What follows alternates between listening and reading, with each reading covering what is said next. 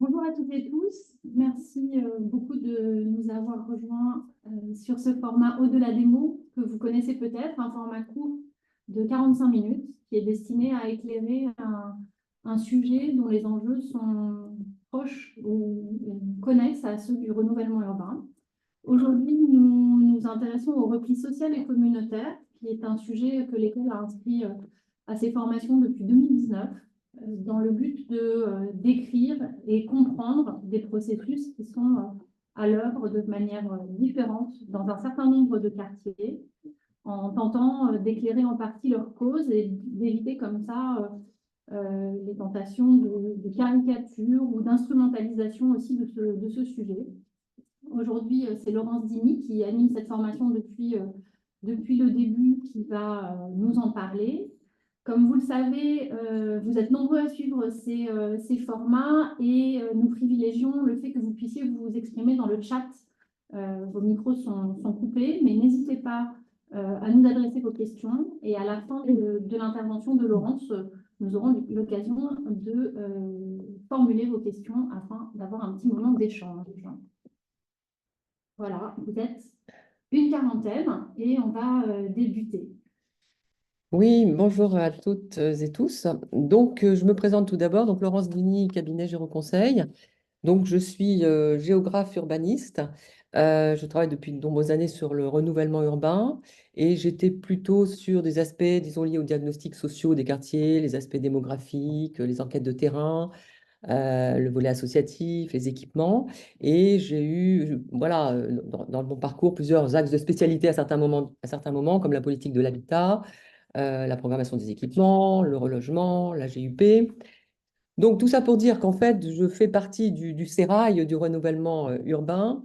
Je raisonne un peu comme vous tous, je pense. Enfin, on a un peu les mêmes bagages. Et d'ailleurs, donc, un petit peu auparavant, j'avais un autre module qui s'appelait le renouvellement urbain en marché détendu.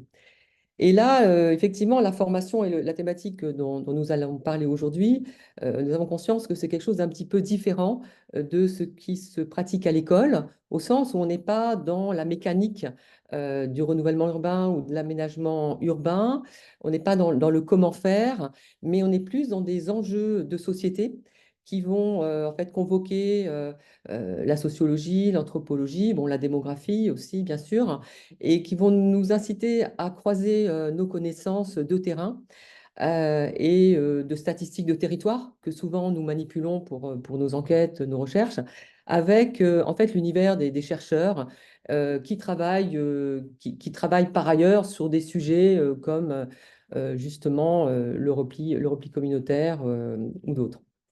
Donc, dans cette formation, j'ai été amenée finalement à jouer le rôle un peu d'un intermédiaire, en fait, d'une médiation entre nos métiers, l'univers de nos métiers, que je connais bien, parce que voilà, c'est mon univers de départ, et l'univers de pensée des gens qui travaillent sur ces sujets et qui ne sont pas toujours que sur les quartiers d'ailleurs. Hein. Souvent, voilà, il y a des gens qui travaillent sur l'international, sur l'Europe, sur le national, mais il n'y a pas toujours un prisme quartier prioritaire. Donc, essayer de faire ce lien. Alors, je vais déjà vous expliquer pourquoi, en fait, ce sujet est arrivé à l'école. En fait, effectivement, il y a à l'origine, je crois que je vais déplier mon... Voilà. Il y avait à l'origine, donc, c'était une approche qui a été centrée sur le fait religieux, parce que nous avions été sollicités par l'USH, enfin, deux personnes, moi et Farhad Khosrow-Kabar, qui est un chercheur à l'école des hautes études en sciences sociales, qui était spécialisé sur la radicalisation dans une perspective européenne. Hein. Donc, c'est un chercheur iranien, donc quelqu'un qui a quand même un peu de recul, je dirais, sur la France. Et alors, on a été mariés un peu tous les deux, donc c'était un peu le choc des univers, comme ça. Et pour mener une étude à la demande de bailleurs, et notamment de bailleurs de Toulouse, sur le quartier du Mirail, c'est pour ça que je vais en parler un petit peu dans cet exposé. Toulouse, qui est marqué quand même par l'importance du fondamentalisme religieux. Donc, dans une première partie de cet exposé, on va évoquer cette dimension-là de notre étude et comment on a abordé ces difficultés. Mais ensuite, on se rend compte que, heureusement, tous les QPV de France, et il y en a de nombreux, ne ressemblent pas à Toulouse. Donc, le sujet, en fait, on va l'ouvrir pour s'interroger sur l'importance de la religiosité dans notre société, sur en fait comment après on rebondit sur l'histoire des quartiers, sur la question de la ségrégation, c'est-à-dire d'autres sujets en fait qui viennent expliquer le processus du repli social et communautaire, c'est-à-dire qu'il peut y avoir du repli social non communautaire, du repli, et même dans le mot communautaire. Donc, on va à un moment donné prendre quelques minutes pour s'interroger sur les définitions aussi qu'on peut donner à ce mot, qui ne seront pas liées qu'au phénomène religieux et encore moins uniquement au fondamentalisme. Et pour terminer, pour évoquer ce qui est le sujet des formes de repli social et communautaire. Voilà. Donc, encore une fois, si on parle du fait religieux dans un premier temps, euh, nous prenons la précaution de dire que ce fait religieux ne nous intéresse que s'il pose problème dans la sphère publique, hein. Si à un moment donné, et c'est en ce sens que les bailleurs sociaux de Toulouse avaient interpellé l'USH, au sens de la vie quotidienne et de comment ils étaient confrontés à cela dans les espaces publics et collectifs résidentiels, dans leurs locaux d'accueil, et puis aussi sur la vie quotidienne, les commerces, les marchés, et puis avec leurs collègues, je dirais, responsables d'équipements publics. Donc là, on avait vraiment des facteurs de tension, d'agressivité, d'intimidation, et de volonté aussi d'affirmer un projet de vie sociale qu'on pourrait qualifier de politique. Et c'est bien en ce sens que le fait religieux est venu sur le tapis, non pas en tant que tel comme élément de pratique privée, qui n'est pas voilà, notre ressort. Alors, est-ce qu'on peut enlever juste ce truc là-haut? Attends. Ça, là, je peux peut-être l'enlever, non, ça, le petit bandeau noir. Pardon, excusez-moi. Voilà. Donc, effectivement, c'est important de rappeler qu'on a environ 1500 QPV, 200 quartiers d'intérêt national, 250 d'intérêt régional et 62 quartiers qui ont été ciblés donc, en quartier de reconquête républicaine et 15 qui avaient été relevés, 15 communes, 15 quartiers qui avaient été relevés à l'époque, enfin, comme ayant recensé des départs en Syrie, hein, donc sur toute la période un peu djihadiste. Et ça fait écho également à ce que avait dit le rapport Borloo, quand il avait dit qu'on avait 200 en 2018, en 216 quartiers en difficulté urbaine grave, 60 en risque de fracture et 15 en risque de rupture. Donc on peut imaginer que, en effet, c'est les mêmes. Fracture, rupture, donc on voit cette idée de la rupture aussi avec la société, en fait, avec la vie sociale. Alors. Donc là, l'exemple que je voulais vous donner de Toulouse, le Mirail, donc on resitue Toulouse, le Mirail parmi l'ensemble des QPV, donc c'est quand même un gros quartier, hein, il y a genre 15 000 habitants, avec deux sous-ensembles d'ailleurs, euh, et un projet de renouvellement urbain depuis le début des années 2000. Voilà. Et le diagnostic qu'on avait fait, bon, qui tient là, ici, en deux, trois pages, pour dire, c'était que, en fait, du côté des HLM, ce qu'ils notaient, c'est un gros sentiment d'insécurité, avec de nombreuses incivilités, notamment au sein de leurs agences, avec de l'agressivité verbale et physique. C'était le personnel du bailleur qui avait du mal à rentrer dans les logements parce que les femmes refusaient cette entrée, refusaient de serrer la main au personnel. Des difficultés dans l'attribution, des demandes d'occulter les balcons, de fermer les cuisines qui étaient trop souvent ouvertes, des plaintes beaucoup sur la musique chez les voisins. On avait aussi du côté des équipements et des acteurs locaux un grand découragement, un tissu associatif qui avait été très fort et qui était de plus en plus fragile, émietté, et qui a pas mal été chamboulé d'ailleurs par la période de Covid, hein, comme on nous l'a dit récemment, à savoir que dans la formation qu'on a sur une journée, on a les intervenants de Toulouse, donc un bailleur social et le chef de projet, qui interviennent et qui nous montrent l'évolution du site dans la durée. Donc encore une fois, depuis les années 2000, avec l'événement 2012, donc qui n'était pas sur le quartier, mais quand même à Toulouse, c'est-à-dire Mohamed Merah, et comment tout ça, en fait, a créé un univers et comment ils se sont outillés au fil du temps pour traiter cela avec les outils du renouvellement urbain et de la politique de la ville. Bon, bref, grande difficulté à gérer le projet urbain, une évolution négative de l'ambiance urbaine sur le quartier, avec des diminutions de fêtes de quartier, avec une professionnalisation et amplitude des trafics, qui est une autre grande dimension perturbatrice de la vie du quartier. Et puis une précarité massive et un grand sentiment de stigmatisation qui avait été diagnostiqué aussi à l'époque par les chercheurs, les sociologues du CSTB. Et on s'apercevait en avançant dans le temps, et la rénovation urbaine commençait à se faire, qu'elle n'enrayait pas cette évolution. Il y avait trop de retard, il n'y avait pas assez de visibilité, il n'y avait pas de compréhension du projet, et c'était des réponses trop lentes face à la rapidité de phénomènes de présence et de volonté de faire contre-société en fait dans ce quartier-là. Et on voyait cette évolution de la présence du fait religieux dans l'espace public de manière très rapide sur plusieurs années, avec l'accroissement des commerces halal, l'évolution des cafés, un café qu'on a rencontré, enfin, qui avant était un café plus banal et qui a été obligé en fait d'arrêter de servir de l'alcool, des femmes qui ont été empêchées de monter des commerces, la diminution de l'usage de français dans la rue, sur les marchés, et puis l'augmentation de l'aspect religieux des vêtements, et notamment chez les femmes de plus en plus jeunes puisque même le collège, le responsable du collège se plaignait de ça, etc. Essor très récent et fort de la vie cultuelle, hein, fréquentation des mosquées, le ramadan, etc. Pression sur les bailleurs pour ouvrir des salles de prière en rez-de-chaussée ou bien les occuper de force, avec cette phrase qui nous revient, une guerre de terrain de tous les instants. Donc, c'était vraiment pas facile pour les bailleurs de savoir comment faire au quotidien pour gérer ça. La place des femmes, on en a parlé, c'est une vraie problématique après qu'on voit dans plusieurs quartiers. Le port du voile de plus en plus jeune, et puis une sorte voilà, de spécialisation des horaires, des lieux aussi pour elles, et puis une pression familiale sur leur pratique, avec des personnes qui venaient sur des lieux d'activité, du jour au lendemain, elles ne viennent plus parce que l'imam a dit que c'était pas bien de faire ça, ou bien elles viennent voilées alors qu'elles n'étaient pas voilées la veille. Enfin, des choses, voilà, des évolutions intéressantes. Et d'ailleurs, dans les quartiers, ce qui est intéressant de noter, c'est pas trop la photographie à un instant T, mais bien la notion d'évolution dans le temps, pour pas non plus, comment dire, être caricaturaux dans nos approches et pouvoir multiplier les critères. Voilà. Pression sur les services publics, séparer les activités hommes-femmes, interdire la musique dans les cours de gym, ne pas avoir de profs hommes, etc. Enfin, toutes ces choses-là. Et puis, quelque chose de plus en souterrain qui était la désaffection d'une crèche publique, la déscolarisation des jeunes, et aussi, par exemple, quelque chose d'intéressant, la moindre demande au fil du temps des RSA. Et on sentait qu'il y avait autour, en fait, d'autres phénomènes parallèles d'entraide qui se mettaient en place alors qu'on est dans un quartier ultra précarisé avec un niveau de revenu très, très bas.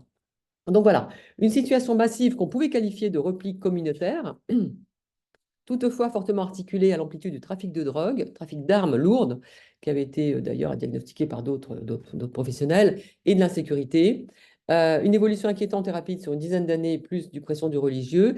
Et là-dedans, parce que c'est un quartier très bien équipé et grand, des îlots, on va dire, de laïcité attachés à la neutralité, mais qui avaient beaucoup de mal à faire face, n'ayant pas pris l'habitude de traiter ce type de sujet, ne sachant pas trop quoi faire. Et ceci a vraiment interrogé la rénovation urbaine et la politique de la ville en se disant, bah alors, dans tous nos outils, qu'avons-nous à notre disposition pour traiter ces sujets? On est sur du temps long, la plupart du temps. On est sur des attributions, on est sur de la programmation de l'espace public, des temps de réalisation très longs. Est-ce que ça a du sens? Et puis, sur les actions de la politique de la ville, quels sont les projets sur lesquels on pourrait peut-être être un peu plus réactif? Et donc, sans faire l'exhaustivité des choses ici. Donc, sachez que effectivement, dans notre journée de formation, le bailleur et la collectivité insistent beaucoup sur tout ce qu'ils essaient de mettre en place, alors chacun dans son domaine de compétences pour agir. Donc, il est vrai que j'attirerai juste l'attention sur la programmation des commerces, qui m'a paru être vraiment un point faible dans une place commerciale qui a dérivé au fil des années. Donc, ça, c'est quelque chose dont on a vu qu'on ne maîtrisait pas tellement les choses. On pourrait parler de l'aménagement de l'espace public, qui est un vrai enjeu. On pourrait parler de l'animation sur l'espace public, qui semble être un enjeu aussi, étant donné que pour contrer aussi l'effet de visibilité de certains phénomènes, il faut prendre place sur l'espace public et avoir vraiment un projet là-dessus. On pourrait parler justement des actions collectives interacteurs qui sont nécessaires au titre, par exemple, de la gestion urbaine de proximité, mais plus largement pour affirmer une sorte de présence. Et puis, les politiques d'attribution et de mobilité, euh, qui sont apparues comme des choses quand même importantes, mais je sais pas, je crois que j'aurais pas trop le temps de développer, mais on s'aperçoit dans beaucoup d'autres sites qui sont dans des villes moyennes que la faible mobilité résidentielle liée à des territoires plus en déclin, plus voilà, où il y a eu de la désindustrialisation, est quelque chose de pénalisant parce que les gens sont aussi enquistés par absence de mobilité possible, par absence de perspective. Donc, on s'aperçoit que le critère de la mobilité résidentielle est quand même un indicateur à suivre. Alors, donc après avoir comment dire, évoqué ces choses ces diagnostics que nous avions fait à l'époque et qu'on fait chaque année et qu'on réactualise avec les acteurs de Toulouse, on peut dire qu'il y a un chercheur qui a travaillé là-dessus et qui avait bien repéré le site de Toulouse, juste pour dire une chose, mais comment on est abouti à ce phénomène? Comment on a abouti à ce phénomène? Parce que d'abord, il y a un processus historique qui n'a rien à voir avec les quartiers et même avec la France, qui est en fait une réflexion menée à l'échelle mondiale sur, enfin, à l'époque de la lutte contre l'invasion russe en Afghanistan, avec la présence du GIA, enfin, toute la décennie noire en Algérie, avec des gens qui ont fait des prêches, en fait, depuis des pays étrangers, en fait, où la question euh, d'un islam un peu plus radical et vraiment monté en puissance et qu'il y a eu à un moment donné des atterrissages dans certains territoires, pas qu'en France d'ailleurs, hein, bien sûr, et où certains quartiers avaient été jugés propices au développement de cela. Et ça a été le cas donc en Haute-Garonne, où on avait à la fois un lieu de réflexion avec des intellectuels à Artigat, donc l'arrière-pays ariégeois, des réflexions avec des intellectuels qui ont pensé la chose, et en même temps un terrain d'application qui a été Toulouse, qu'on a jugé comme terreau favorable parce qu'il y avait une forte population immigrée et que c'était un site donc, qui avait été repéré. Et puis on avait une famille formidable qui était des reconvertis, des militants, des prosélytes, qui venaient d'ailleurs, ils venaient d'Alençon, je crois, enfin de l'Orne, et qui ont été à fond dans le développement donc voilà, de développement de ces idées. Donc on avait une conjonction de facteurs dont on voit qu'on a quand même un processus historique qui vient d'ailleurs et qu'on a eu à un moment donné un lieu qui a été quelque part choisi parce qu'il était propice et qui a développé ce projet politique dans le secteur du Birail. Voilà. Donc, on voit un processus quand même long sur la durée, hein. Alors, tout ça pour vous dire que ce qu'on essaye de faire dans le cadre de cette formation, et là je vous en donne un exemple, mais on en a d'autres, c'est qu'à un moment donné, c'est intéressant de regrouper, enfin de vous signaler les auteurs, les ouvrages, les gens qui ont travaillé là-dessus, et qui, à un moment donné, parlent d'un sujet, et puis évoquent les quartiers. Évoquent les quartiers, n'évoquent pas que les quartiers.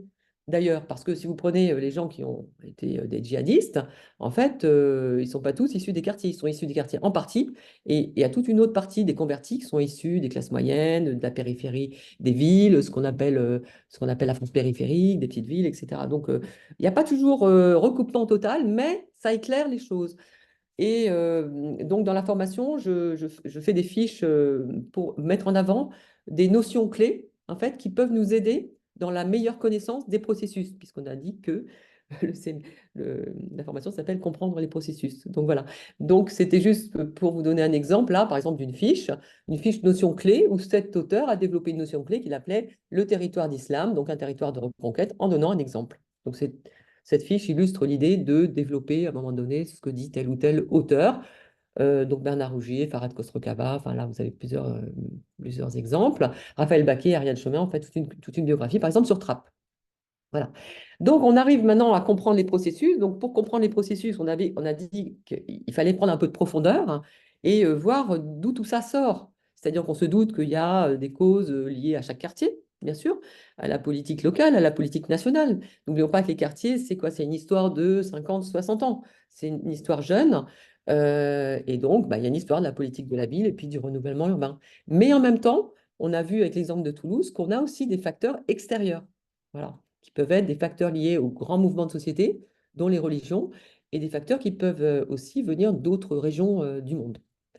Alors, pour nous aider aussi à avancer sur l'idée de la religiosité, de l'histoire des quartiers, on a aussi voilà, d'autres auteurs, donc je ne vais pas rentrer dans le détail. Mais ce que je veux dire par là, c'est que si vous prenez quelqu'un comme Didier Lapéronie, par exemple, bah, il a fait un livre qui voulait déjà être une histoire des quartiers, sauf qu'il est de 2013, donc il y a 10 ans. Vous avez quelqu'un comme Erwan Ruti qui s'essaye également à une histoire des banlieues françaises, mais en fait, vous n'avez pas beaucoup de gens qui essayent de faire une histoire des banlieues françaises qui ne soit pas juste une histoire caricaturale, en gros centrée sur les dates des émeutes. C'est-à-dire qui va au-delà. Et donc, qui parle chaque quartier a son origine, hein, bien sûr, parfois industrielle, parfois il y a des reconstructions suite à des guerres, parfois il y a autre chose. Mais à un moment donné, on a eu des mouvements, en tout cas, d'immigration forts dans les années 70. On a eu des années 80 marquées par la marche pour l'égalité de 83, qui a envoyé un message d'une envie d'intégrer la citoyenneté au sens large et qui a été quelque part déçu, qui n'a pas trouvé son répondant. Et donc, la plupart des auteurs réévoquent cette date en évoquant les années 80 et 90 comme des années en fait de déception et donc de recentrage sur d'autres sujets, comme par exemple la violence, mais aussi, et déjà Didier Lapéronie en parle, la religion. Il le cite parmi d'autres éléments qui expliquent une forme de ghettoisation. Et il y a cette phrase que j'ai extraite là: la religion revêt une dimension et une fonction politique, elle comble le vide. Donc le vide, bah, d'une reconnaissance politique, d'une bonne intégration. Son influence est une conséquence de l'absence d'intervention publique et du sentiment général d'abandon. Voilà, donc c'est des mots forts, hein, vous voyez.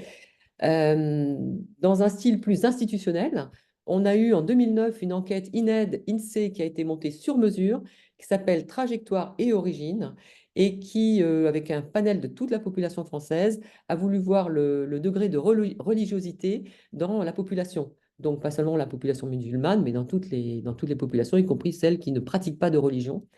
Et l'idée, c'est que, en gros, la population française, globalement, est de moins en moins attachée, hein, à la religion, mais que parmi les populations d'immigration récente, ça reste quelque chose de fort. Donc, on part d'un niveau plus fort que la population française en général, mais que eux aussi sont de moins en moins religieux, sauf quand même des pratiquants, un petit groupe qui est de plus en plus religieux. Donc, la religiosité s'accroît chez un groupe minoritaire et surtout chez les jeunes. Et c'est vrai un peu dans toutes les religions, mais particulièrement chez les jeunes, les descendants d'immigrés de culture musulmane. Alors que chez leurs parents ou grands-parents, le phénomène est plus discret ou s'estompe ou il est plus privé, disons. Voilà. Donc, on travaille à cette prise de recul, en fait, sur le fondamentalisme et sur pourquoi certains quartiers sont touchés, plus que d'autres. Il faut qu'on s'attache à réfléchir au regain de religiosité dans le monde et en France, qui est lié en fait à la suite enfin, la fin des 30 glorieuses d'après-guerre, où on a eu une sorte de backlash, de retour en arrière vers des formes plus, on va dire, réactionnaires, enfin plus conservatrices, dans lesquelles la religion a joué un rôle, et ça c'est dans le monde entier. Et vous l'avez vu par exemple aux États-Unis avec la période Reagan, où bon, voilà, là aussi il y a eu vraiment un retour des religions, mais on le voit aussi en Amérique du Sud. Enfin, donc ça n'est pas que la France, hein, c'est vraiment partout. Mais la France l'exprime aussi à sa manière. Et les quartiers sont aussi des caisses de résonance de phénomènes, d'autant plus s'il y a des personnes issues de l'immigration. Mais je trouve que quand on voit tous ces ouvrages, le message aussi qui m'apparaît, c'est plusieurs choses. C'est que, effectivement, le recours à la religion a été diagnostiqué de longue date par les sociologues des quartiers, mais qu'en fait, on manque d'une histoire des quartiers qui soit rattachée à l'histoire de France, on manque d'un récit. Et ce récit, il veut dire quoi? Qu'on manque d'une reconnaissance, en fait, de reconnaissance de ces populations, qu'il y a aussi autre chose, comme le disait d'ailleurs Hugues Lagrange déjà dès 2010, et d'autres. On manque d'une connaissance du fait ethnique et culturel, sous prétexte que, effectivement, il faut que tout le monde soit égaux, donc on n'étudie pas les choses, et donc si on n'étudie pas, on ne connaît pas, hein, et on ne reconnaît pas non plus. C'est-à-dire que on ne reconnaît pas la diversité des migrations, la diversité des parcours des gens. Euh, du coup, on ne reconnaît pas le fait qu'il y a une dimension culturelle et pas seulement religieuse d'ailleurs, donc ethnique et culturelle, parce et en s'interdisant de les connaître mieux, du coup, on ne les reconnaît pas assez. Voilà, on a peu de données. C'est intéressant de voir qu'on a quand même des démarches comme T et O, Trajectoire et Origine, cette enquête de 2009, d'ailleurs réitérée en 2020, mais dont les résultats en fait arrivent au compte-gouttes parce qu'il y a eu la période Covid qui a un peu mis un coup d'arrêt. Mais là, il y a quelque chose, je trouve, de l'ordre de l'histoire de l'immigration et de la géographie de l'immigration, parce qu'évidemment, toute la géographie française n'est pas concernée. On a des vallées, des régions, etc. Et certains quartiers dont l'histoire propre est fortement liée à ça, et uniquement liée à ça, d'ailleurs, ce qui n'est pas le cas de tous. Mais... Donc, il faut à un moment donné prendre acte quelque part, le noter et puis s'y intéresser, tout simplement. Et à travers cela, nous avons toujours des effets de ségrégation et de discrimination toujours réels, toujours ressentis. Et là, il y a un grand nombre d'enquêtes qui l'attestent au fil de toutes ces décennies et encore récemment par des chercheurs, le Conseil économique et social. Donc, ce n'est pas du tout une lubie, c'est vraiment quelque chose d'avéré, quoi. Donc, des quartiers qui cumulent des difficultés de connaissance, de reconnaissance, et puis des populations qui ont intériorisé cette dimension-là, et dans lesquelles la religion est apparue au fil des années comme un recours de plus en plus important, identitaire, parmi d'autres. Voilà. Voilà, donc c'était pour dire que les quartiers étaient vraiment à la croisée d'enjeux territoriaux et sociétaux. Donc on a parlé dans un sous-ensemble un peu minoritaire, parce que tous les quartiers ne sont pas concernés à ce degré, mais du fondamentalisme religieux. Par contre, beaucoup d'autres sont concernés par le regain de la religiosité, en effet, et surtout donc de la religion musulmane, liée au fait qu'une grande partie de ces quartiers ont connu cette immigration-là. Mais depuis en fait les années 80, on a d'autres migrations et encore récemment, encore d'autres phénomènes qui ne sont pas marqués nécessairement par la religion, mais qui peuvent l'être, hein, Europe centrale, etc. En tout cas, la question de l'immigration, des flux, de la diversité des origines est un autre univers, je trouve, qu'il faut investiguer en termes de connaissances mieux. Et en même temps, tout ça s'inscrit dans une forme de ségrégation à la française, je dirais, où malgré tout, les classes moyennes, entre guillemets, j'allais dire, blanches, françaises d'origine sont parties. Il y a un livre qui s'appelle Les Blancs sont partis, c'est pour ça que je dis ça. Et où il y a eu plusieurs effets quand même de concentration et de discrimination. Et là, j'aborde aussi une autre chose qui sont les territoires. On a des territoires différents. Tous les quartiers ne se ressemblent pas. Et c'est important quand même de se resituer.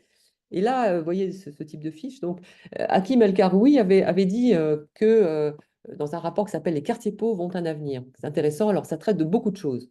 Mais il se trouve qu'à l'intérieur de ce livre, nous avons à un moment donné une tentative, je trouve intéressante, de typologie avec nos indicateurs habituels hein, sur la pauvreté, le chômage, le taux d'immigration, la mobilité, les âges. Et il vous dit, voilà, on a trois types de quartiers. Les quartiers post-industriels, voilà, plutôt au nord de la France, avec un taux de pauvreté élevé, un taux de chômage élevé, un taux d'immigration plutôt faible, et puis pas beaucoup de mobilité résidentielle. On a des quartiers dits excentrés, qui sont plutôt dans des petites villes et villes moyennes, qui sont plutôt moins pauvres, qui sont plutôt caractérisés par l'âge, en fait, c'est des gens plus âgés, un taux de pauvreté plutôt un peu moins élevé que dans le reste, plutôt moins d'immigrés, parce que ce n'étaient pas des terres traditionnelles d'immigration, ou bien, je pourrais compléter, d'une immigration plus récente. Voilà. Et aussi des profils moins familiaux. Voilà. Et ils sont également dans des territoires un peu moins dynamiques, avec une forme d'immobilité aussi, de moindre mobilité résidentielle. Et puis, on a des quartiers métropolitains en périphérie des grandes villes, où là, on va dire, ça pulse un peu à tout niveau. Alors, il y a un taux de pauvreté élevé, des quartiers jeunes, des habitants pour beaucoup immigrés, mais aussi plus de délinquance, plus de trafic, parce que c'est des quartiers où il y a des échanges, hein, plus d'échecs scolaires et aussi plus d'atouts, plus de turnover et plus de création d'entreprises. Voilà. Donc, je trouve intéressant de se dire que c'est important aussi de savoir, quand on étudie un quartier, que si vous avez envie de diagnostiquer votre quartier, ben, déjà, je suis dans quel type de territoire et quelle a été l'histoire de mon quartier. Voilà, parce que cette histoire et cet emplacement territorial pèse également dans la compréhension des phénomènes. C'est pourquoi, en fait, dans la formation, on aborde une pluralité d'indicateurs qui sont à la fois quantitatifs et qualitatifs et territoriaux. Donc des indicateurs de contexte qu'on voit là, hein, que j'ai évoqués rapidement, les indicateurs sociodémographiques dont on a l'habitude, je ne le rappelle pas, dans nos métiers, je dirais. Des indicateurs de vie de quartier tels que ceux qu'on a pu un peu voir à Toulouse, hein, sur les fêtes de quartier, sur la vie associative, sur les rencontres, sur la vie des marchés, ce genre de choses, donc la vie de l'espace public, sur des pratiques religieuses intensifiées ou pas, hein, sur des stands dans des marchés, sur la pression enfin, on l'a évoqué tout à l'heure, la pression dans les équipements, etc., sur la place des femmes dans l'espace public, et puis la possibilité peut-être de cerner des publics à enjeu au titre de, au titre de cette histoire difficile de l'immigration, au titre du rapport à la religion, au titre du problème de non-reconnaissance et de la pression. Et là, c'est vrai que les jeunes issus de l'immigration, enfin les plus jeunes et les femmes, nous ont paru être, puisqu'on a maintenant 4 ans un peu de travail avec les stagiaires et de pratique de cette formation, sont apparus vraiment comme un public, des publics sur lesquels il était intéressant de s'interroger sur l'idée, est-ce que ce que nous faisons pour eux est adapté par rapport à cette problématique? Voilà. Alors, je voulais revenir quand même sur le terme de communauté et de communautarisme, parce que c'est un terme très employé maintenant, effectivement. D'abord, nous sommes là à l'ERU. On parle, voilà, on va parler de communauté, je sais pas quoi, communauté des internautes, communauté LGBT, communauté juive, communauté même à l'école. On vient de monter un nouveau système qui s'appelle la communauté apprenante. Donc, on voit bien que bon, la communauté, c'est un groupe de gens mais qui ont fait des choses ensemble, voilà, en commun. Bon, toujours est-il que disons, dans les réflexions des sociologues au cours du XXe siècle, qui se tournaient un peu sur l'histoire, l'idée c'était que la communauté était plutôt un organisme un peu de lien naturel, par exemple régi par les liens du sang, ou bien naturel, la famille, le village, le groupe religieux, par opposition avec la société dans laquelle on a un lien plus contractuel. Voilà. Et on est plus dans le politique, la vie en commun. Alors, même si Max Weber a pu dire qu'en effet, on peut le suivre là-dessus, que les deux peuvent coexister. On peut être citoyen de notre pays, avoir un contrat social et en même temps être en lien avec nos anciens camarades de classe, le café, le village, etc. Et également, il y a cette notion que la communauté serait une organisation où l'identité des membres serait moins celle des individus que surdéterminée par l'appartenance au groupe. Et là, on peut voir quelque chose qui alimente effectivement le fondamentalisme. Oui, on peut se retrouver un peu dans cette définition-là. Cette chercheuse anglo-saxonne dit que c'est un ensemble social normé dans l'espace et dans le temps, où les membres déclarent partager un ensemble de traits culturels et de relations sociales, à distinguer d'un groupe social, qui serait le groupe qu'on étudie quand on fait de la démographie, qui ont en commun des caractéristiques, le groupe des plus de 65 ans, le groupe des familles monoparentales, le groupe des ouvriers, etc. Donc, effectivement, c'est pas ça. Alors, nous, en tout cas, dans le cadre de la formation, voyant que ça pouvait dire tout ça, on s'est dit qu'on se cantonnait aux éléments suivants, qui d'abord privilégiaient la logique d'origine géographique, donc pour reconnaître des vagues de migration qui ont pu arriver à un moment donné. Donc, par les communautés, pour dire, voilà, des vagues d'immigration, des vagues de gens de même origine géographique et puis de même groupe, enfin de même entité ethnoculturelle. Voilà. Mais on s'aperçoit aussi que quand on parle de communauté dans nos quartiers, on va désigner aussi tout simplement le regroupement. Le regroupement en deux sens, soit regroupement dans un quartier ou dans un immeuble. Voilà, les gens sont en fait factuellement regroupés ensemble, on pourrait dire concentrés, aussi si ça nous pose problème, dans un quartier, un immeuble ou un ensemble d'immeubles. Et cette logique de regroupement pouvait être vue aussi en dynamique, c'est-à-dire que des primo-arrivants, par exemple, vont avoir tendance à se regrouper ou à repérer où sont des gens déjà de leur origine, de leur pays, pour se dire bah, je vais plutôt rejoindre mes pairs parce que ça sera plus facile pour s'intégrer, parce que là, on peut quand même être dans une logique d'entraide et de tremplin. Il vaut mieux quand même que j'ai des gens qui me ressemblent et qui parlent ma langue et qui je pourrais demander des tuyaux. Donc là, on peut noter aussi cette logique de regroupement qui peut être aussi de la concentration, où on est dans un entre-soi volontaire bah, parce que tout simplement, ça rend service. Et à cette étape-là, d'ailleurs, on a pu noter que on pouvait distinguer deux types de quartiers. Ce qu'on a appelé les quartiers NAS, effet de filet, un peu effet d'enfermement, et les quartiers SAS, donc le quartier plutôt tremplin, le quartier qui nous permet en fait de rebondir après. Voilà, c'est-à-dire je suis là pour un moment et après j'ai vocation éventuellement à partir ailleurs. Et que, y compris dans nos typologies de quartiers, on pourrait très bien voir ceux où en fait on est un peu enfermé durablement parce que ben, on n'en sort pas et pour ça il faut étudier les raisons et des quartiers de plus de dynamique où en fait il y a une dimension temporaire, transitoire. Voilà. Donc en tout cas, la communauté, enfin, le terme de communauté peut être employé, je pense, à titre neutre dans différentes acceptions et on pourrait réserver le terme communautarisme dans notre formation à cette démarche, disons, d'affirmation identitaire qui conduit à une volonté de se différencier, de se démarquer, voire de faire contre-société, comme c'est le cas pour un certain nombre de courants fondamentalistes, notamment musulmans, qu'on étudie d'ailleurs aussi dans la formation, et dont le projet politique est bien de faire place à la République, si je puis dire. Voilà. Enfin, donc on dit qu'on s'appelle repli. Enfin, je veux dire que le titre de la formation, c'est le repli social et communautaire, mais que, bon, bah, essayer de déplier nos replis.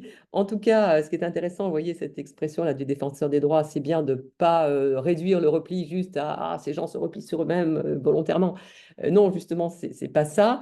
Ce qui doit ressortir, c'est quand même le repli identitaire. Et ça, il y a des raisons, justement, au fil de ces décennies et de ces processus historiques qui font qu'il n'est pas activé le plus souvent par un séparatisme volontaire, mais bien par un processus de discrimination. C'est comme une phrase qui apparaît dans un rapport mené par de nombreux chercheurs.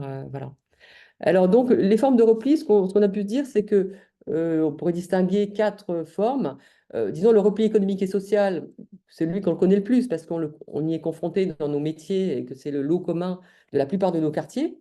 Et qu'on diagnostique avec des indicateurs de démographie, de précarité, de santé, parfois de manque de mobilité géographique et sociale, et qui peut se traduire par un sentiment d'abandon, un sentiment de stigmatisation. La stigmatisation revient dans de nombreuses études. C'est un sentiment d'isolement parfois et un manque de moyens d'émancipation. Et voilà, donc ça, c'est un repli qui est aussi hérité d'un certain nombre de facteurs. Pardon. On pourrait évoquer le repli communautaire ou culturel, qui est plutôt donc une tendance à vivre dans l'entre-soi de la communauté des origines, pays ou région, avec ou sans dimension religieuse. Mais il peut y avoir une dimension religieuse qui occupe son rôle, qui est un recours, qui est plus important dans certains groupes que pour d'autres. Et on pourrait donc dire que c'est le repli communautaire, hein, au sens plutôt culturel. On pourrait le distinguer d'un repli communautaire nourri par le fondamentalisme religieux, comme par exemple le salafisme ou le tabliq, par le salafisme qui prend plutôt le pas d'ailleurs, qui est un mouvement plutôt voilà, non violent, mais qui rejette la société et ses normes, avec une forme de prosélytisme et de visibilité qui est recherchée, mais qui cherche à installer de nouvelles normes, à imposer de nouveaux codes de vie, pour remplacer les codes de vie qui sont ceux de la citoyenneté française. Et puis, dans des aspects ultra minoritaires, mais néanmoins qui nous ont quand même pénalisés sur la décennie qui vient de s'écouler, même si tous les djihadistes ne venaient pas, qui sont passés à l'acte, attention parce que nombreux ne sont pas passés à l'acte, ne venaient pas des quartiers, loin s'en faut. Mais là, on a donc un prosélytisme politique, mais qui prône le passage à l'action violente. Donc, c'est voilà, un sous-groupe, mais qui malheureusement est très visible. Et certains quartiers ont pu effectivement abriter en leur sein et puis être propices à cette évolution. Voilà. Donc voilà un petit peu. Et puis, en fait, avec les stagiaires qu'on a eus, on a pu prendre des exemples pour ceux qui étaient intéressés de leur territoire, donc des choses très très variées. Vous voyez, La Roche-sur-Yon, donc c'est en Vendée, donc c'était vraiment pas, c'est un petit quartier. Gien, donc on retrouve Toulouse, Nîmes, etc. On a pu travailler ensemble en se disant, voilà, dans quel type de repli vous vous resituez? Quels sont les processus qui ont été à l'œuvre? Quelle est un peu l'histoire de vos quartiers? Quelles sont les principales problématiques évoquées dans votre quartier? Et pour pouvoir mettre des mots, en fait, dans cette analyse-là et comment dire, qualifier les choses pour voir ensuite quel type de solution, en fait, quel type de politique il était possible de mettre en œuvre. Et ces politiques, ces stratégies d'action, nous les voyons aussi dans la formation en fonction des enjeux qui ressortent de ce que chacun a diagnostiqué dans son quartier. Est-ce que c'est plutôt un travail sur la programmation justement des commerces? Est-ce que c'est plutôt un travail sur les associations de femmes? Est-ce que c'est plutôt un travail sur l'aménagement de l'espace public? C'est-à-dire que chacun a... est-ce que c'est... Alors, il y a eu beaucoup de gens qui se disaient on doit absolument travailler mieux avec les associations. Comment travailler mieux avec les associations et les responsables d'équipement qui sont à l'interface de la population, et c'est avec eux qu'on doit travailler pour les soutenir et pour avoir une politique un petit peu commune d'intervention auprès de la population et comment on les soutient. Voilà, donc il y a plein d'idées qui ressortent. Et puis j'en terminerai pour vous dire que c'est l'occasion aussi dans la formation, mais on n'a pas pu le voir aujourd'hui, mais ça fait partie des formations quand même que de donner les éléments d'actualité. Et que, à ce titre-là, on présente quand même la loi du 24 août 2021 qui conforte le respect des principes de la République et qui évoque aussi la notion de repli communautaire. Je crois que le mot figure noir sur blanc voilà. Et tout ce qu'elle a apporté comme outil, et notamment pour travailler avec les associations et pour donner des éléments de contrat un peu plus précis pour tous les intervenants sur les quartiers. Et il y a également l'USH qui a travaillé également un guide là-dessus pour aider les organismes bailleurs à traiter des situations très, très concrètes auxquelles ils sont confrontés dans leur quotidien, avec leur personnel et avec leurs locataires. Voilà, donc il faut aussi pouvoir retomber sur des choses très concrètes.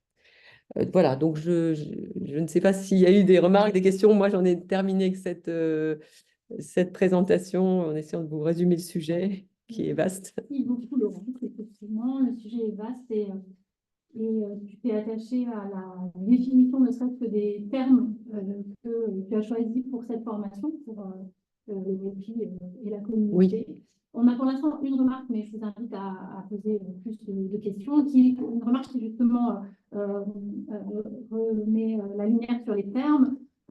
Quelqu'un qui est intervenu en début de ton intervention. Je pense qu'il y a peut-être une confusion sur la notion de laïcité, sauf erreur de ma part.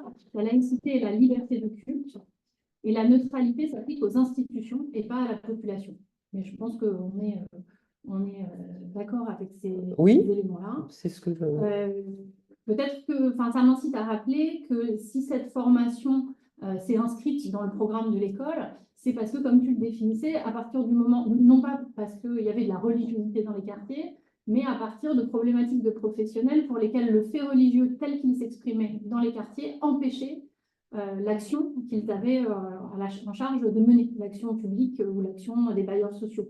Et c'est ce que tu définis au départ, c'est quand le fait religieux commence à empêcher poser problème. finalement les projets, soit dans leurs intentions, soit dans leurs modalités de réalisation. C'est un petit peu ça qui nous a amené à ça. Et peut-être t'interroger un petit peu là-dessus, quelle part, quand tu développes cette formation, je pense qu'il y a une partie aussi appliquée, un petit peu opérationnelle, enfin des pistes opérationnelles. Il y a à la fois cet éclérage théorique que tu donnes, et puis des pistes en fonction des problématiques des stagiaires, comme tu les as Et les appelés. stagiaires, vous les appelez comment? Les stagiaires, Les stagiaires. qui viennent Ouais. se former à l'école. Alors, effectivement, alors, il y a des formations qui existent au sein des préfectures. Là, et d'ailleurs, plusieurs on les ont faites ou pas, d'ailleurs, dans les gens qu'on a pu rencontrer. C'est les formations valeurs de la République qui reviennent bien sur la question de la laïcité. C'est pour ça que je m'y attarde pas trop. Mais il est vrai que le guide de l'USH est centré quand même là-dessus. Il donne des choses très concrètes en disant, par exemple, que les organismes de service public dont font partie les organismes de logement social et leurs prestataires. Par exemple, si mon cabinet travaille pour un organisme de logement social, je suis aussi impliquée, par exemple, concernée, et que leur personnel ont une obligation de neutralité. Mais les usagers n'ont pas une obligation de neutralité. Hein. Voilà, donc si par exemple le bailleur est interrogé sur le fait que l'un de ses, je sais pas, l'une de ses gardiennes ou porte le voile dans l'exercice de sa fonction, eh ben là, ça va lui poser problème si c'est, voilà, ça va pouvoir être considéré comme un signe extérieur de religiosité alors qu'elle est dans l'exercice de sa fonction. Donc effectivement, le guide du SH revient vraiment beaucoup, enfin rappelle les principes de neutralité, mais surtout à qui il s'applique.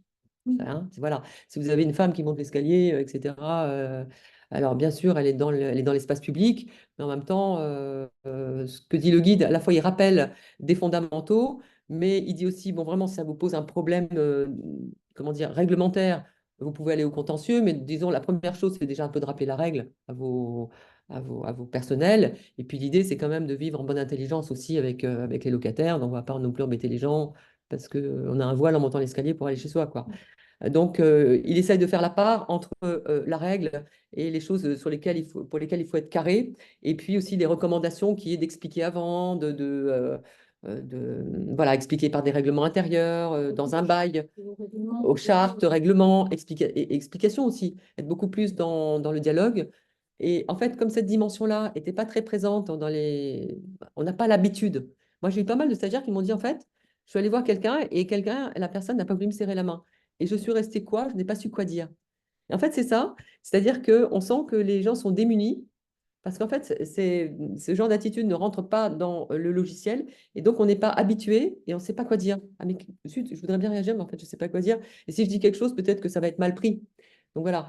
Donc c'est aussi tout ça qui doit être retravaillé. On le sent avec des bailleurs, avec les associations, avec les responsables d'équipement. Et moi, ce que j'ai ressenti en rencontrant ces gens, c'est un fort besoin de soutien, en fait, auprès des acteurs de terrain. Un besoin de soutien, alors de formation, c'est sûr, mais là, les villes commencent à s'organiser pour faire des formations, notamment sur les valeurs de la République, la laïcité. La loi, eh ben, il faut quand même la connaître, c'est quand même une loi voilà, maintenant qui s'impose, hein, celle de 21. Alors j'ai noté qu'il y a pas mal de gens en fait, qui voient pas en quoi elle s'applique, donc je trouve que c'est pas hyper clair. Mais en même temps, ils ont besoin d'être accompagnés par l'État, par la collectivité. Et ce que dit le chef de projet de Toulouse, par exemple, il dit, en fait, entre nous, les partenaires de la politique de la ville de renouvellement urbain, on n'est pas encore très clair, on n'est pas encore soudés sur ce qu'il faut faire et ce qu'il faut dire. Voilà, et ça c'est quand même un petit peu un problème, quoi. Voilà. Il y a une nouvelle question. Je pense que ça permettra peut-être de revenir sur des choses que tu as évoquées. N'est-il pas un peu restrictif de considérer le retour du religieux uniquement comme un repli social? Il me semble que c'est pas tout à fait ce que Tu as évoqué Euh, des causalités multiples, en fait, dans ce retour du religieux, quand tu cites. Oui, non, il ne faut pas faire une barre égale entre repli social et j'ai pas parlé trop du retour, hein. J'ai Tu parlé l'avais du évoqué recours dans les aussi. années Oui, 80, enfin, effectivement, un phénomène un peu ouais. progressif et Et puis assez. après, voilà, le fait que c'était effectivement une dimension qui était plus apparue à l'échelle mondiale. euh, non, effectivement, le repli social, je crois que le recours au religieux veut dire aussi qu'on en a besoin. Enfin, le recours au religieux veut dire aussi que, faute peut-être d'avoir proposé autre chose ou à côté, le religieux, en tout cas, peut être aussi une source d'appui, source de spiritualité. Donc ça, je le dénie pas du tout. Et donc, en ce sens, peut aider à combattre peut-être la forme de repli social qui est la stigmatisation ou le fait d'être assigné à résidence, parce que les gens se plaignent beaucoup d'être assignés à résidence, en fait. Et donc, la religion est à la fois un recours, oui, je l'ai évoqué comme retour historique, mais en fait, ça peut être un recours aussi positif, quoi. Comment tu as fait Donc, cette il n'y avait pas balance? de, il y avait pas de signe égal, en fait. Mais c'est des sujets quand même délicats, hein. Ouais. Une personne qui réagit en disant effectivement, vous avez cité le vide de l'histoire, le recours à la religion comme le comblement d'un vide.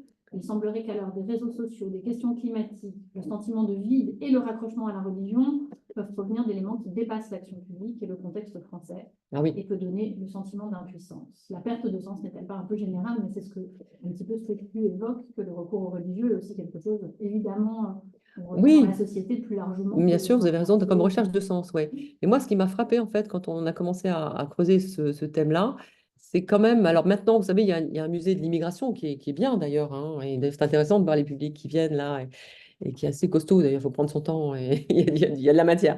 Mais en fait, d'abord, il est récent. Mais ce que je veux dire, ce qui me frappe, alors bien sûr, c'est que 60 ans d'histoire, mais que les quartiers, on n'a pas beaucoup travaillé sur l'histoire des quartiers. Il y a quand même. Erwan Ruti, là, que je citais, lui, il évoque l'histoire du quartier. Il parle par exemple de l'histoire du cinéma, il parle de la musique, il parle des aspects culturels qui sont issus des quartiers. Mm. Donc, il parle des ressources. Il ne parle pas que des émeutes et des problèmes de drogue, etc. C'est voir aussi les choses positives. Mm. Et en quoi, et on sent aussi chez Hakim El-Karoui, qui est un essayiste d'ailleurs qui vient plus ou moins de se faire virer de l'Institut Montaigne, parce qu'il a voulu mettre il y a un an ou deux, parce qu'il a voulu mettre sur le devant de la scène des thématiques qui n'ont pas paru utiles, mais il est vraiment, on sent qu'il prend la défense, il veut montrer qu'il y a de la ressource, il y a de l'énergie, il y a de l'entrepreneuriat, et toute cette dimension-là est pas traitée en fait. On n'a pas alors, je trouve qu'Arvan Nourriti, il essaye de faire une bonne synthèse. Mm. Et c'est vraiment quelque chose à lire parce que c'est une tentative de prise de recul avec des dates clés. Mais quand je vous dis les dates clés, ça peut être des dates, bon, la marche, ça peut être une émeute, mais ça peut être un film qui est sorti, qui a été emblématique pour la jeunesse des quartiers. Ça peut être des choses comme ça. Et là, je trouve qu'on a une histoire, un début d'histoire plus complet, plus dynamique. Mm. Et donc, on peut le rattacher à l'histoire de France plus facilement. Mais en réalité, d'ailleurs, on l'a bien vu dans toutes les dernières élections, qu'en fait, les quartiers avaient du mal à exister. Et là, j'ai vu d'ailleurs qu'il y a eu tout un groupe qui s'est monté, dont j'ai oublié le nom, donc un regroupement d'associations qui s'est monté, qui a pour but d'essayer de mieux donner une parole politique Politique. au quartier. Mm. Voilà. C'est-à-dire qu'on sorte des thématiques, voilà, violence urbaine, ségrégation, mais qu'on essaie d'avoir un champ un peu plus large. Je trouve qu'on y gagnerait en fait tous, voilà. C'est-à-dire, ça serait vraiment intéressant et apaisant en même temps, quoi. Mm. Effectivement, une autre intervention qui évoque le fait de mettre davantage l'accent sur les discriminations vécues ou ressenties, notamment les discriminations ethno-raciales dans le domaine de l'emploi, du logement, qui sont aussi à l'origine d'un repli. Et Complètement. ça, tu l'as évoqué. Complètement. Donc, en fait, on s'attache dans la formation à donner aussi pas mal voilà, de bibliographies et récentes, mais anciennes aussi, parce que c'est intéressant de voir ce que les sociologues disaient aussi il y a 10-20 ans et tout ça. Et effectivement, y compris dans les rapports récents pour le défenseur des droits et tout, mais la discrimination est avérée, quoi. C'est quelque chose qui est objectivé, qui est démontré, en fait, voilà, par des études sérieuses. Et ressenties, du coup. Ressenties. Donc, elle va pouvoir alimenter des phénomènes à l'extrême, des phénomènes de repli identitaire, Ouais. et donc de fondamentalisme. C'est au bout du compte, on n'est pas du tout reconnu. Voilà. Est-ce que dans les bibliographies que tu évoques, Mhm. on a des évocations de la situation à l'étranger? C'est des questions qui Complètement. viennent souvent dans les Complètement. questions de l'école, mais là, comme ce retour du religieux, on sait qu'il dépasse largement les frontières françaises. Est-ce que dans d'autres pays, ça s'invite dans la ville, en fait, dans la façon dont vivent les villes, certains quartiers, d'autres Alors complètement. Alors Farhad Khosrow-Khabar, lui, c'est vraiment le spécialiste de ça. Alors je ne l'ai pas cité là, mais je vais le remettre. C'est lui, il analyse les choses sur toute l'Europe. Donc, il parle beaucoup il parle beaucoup oui, il parle des pays du Nord, du Royaume-Uni. Et il dit que les territoires ne sont pas du tout les mêmes. C'est pas des quartiers. Nous, le phénomène quartier au sens que quartier sensible est un phénomène Oui, français. c'est ça. Ailleurs, par exemple en Belgique ou à Londres, ou à Londres, c'est beaucoup plus inséré dans la ville. Alors évidemment, il note aussi que le rapport à la religion n'est pas du tout le même au départ aussi dans ces pays-là, puisqu'il n'y a pas de dissociation entre l'Église et l'État. Et du coup, on accepte beaucoup plus que les communautés restent entre elles et de les favoriser, de les encourager, ce qui peut être aussi un effet boomerang, puisque pour le Royaume-Uni, ça ne lui a pas rendu service non plus, puisqu'il y a eu beaucoup, beaucoup d'attentats qui ont pu être, comment dire, fomentés d'ailleurs la Belgique finalement aussi. Il y a eu un effet de terreau, hein, voilà. Mais il analyse les différents types de parcours. Alors lui, il est plus sur la radicalisation, donc c'est vraiment. Mais il rattache ça à des sociologies différentes, à des histoires politiques différentes et à des territoires différents. Donc il situe la. Alors c'est un peu une somme, c'est un peu dommage, c'est pas facile à lire parce que c'est trop. Mais pour le coup, c'est le seul à vraiment avoir fait l'analyse comparative de l'Europe, en Europe. Et ça, c'est vraiment bien.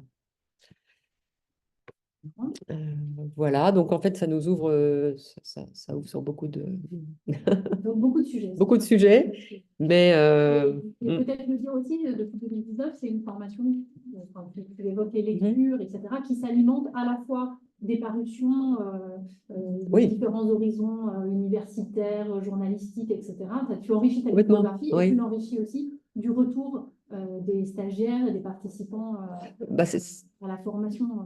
C'est vrai qu'au début, on avait une journée, après on a eu une journée et plusieurs ateliers par demi-journée qui nous ont permis avec les stagiaires vraiment qui leur ont permis de travailler sur quartier par quartier. Donc on a pu vraiment explorer les quartiers des stagiaires et de forger. Et moi en même temps, je travaillais sur les aspects sociodémographiques de ces quartiers. Donc on a pu confronter leur approche vécue et qualitative et de comment ils pouvaient qualifier la situation avec de la réflexion.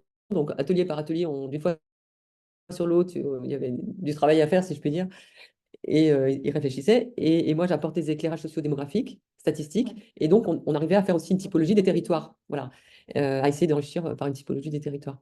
Et puis pour montrer aussi que tous les quartiers ne sont pas pareils, tous sont différents, et en fait, ils sont à la croisée de tas de facteurs, mais chaque quartier a un amalgame, le résultat d'un amalgame différent, spécifique.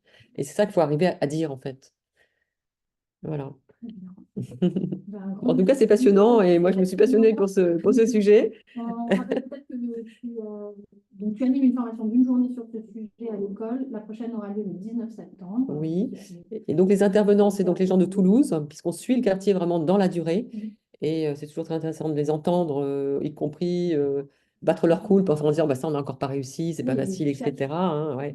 Et puis, on aura donc l'exemple de Sarcelles, puisque à Sarcelles, il y a eu plusieurs vagues de migration.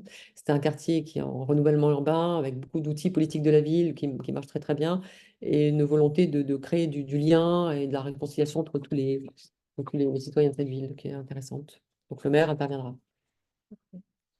Voilà. Merci beaucoup. Merci beaucoup à Merci à tous de nous avoir suivis. Notre séquence, vous étiez entre 50 et 60. C'est évidemment un sujet très complexe, très sensible et intéressant à investiguer ensemble. À très bientôt. Au revoir. Au revoir.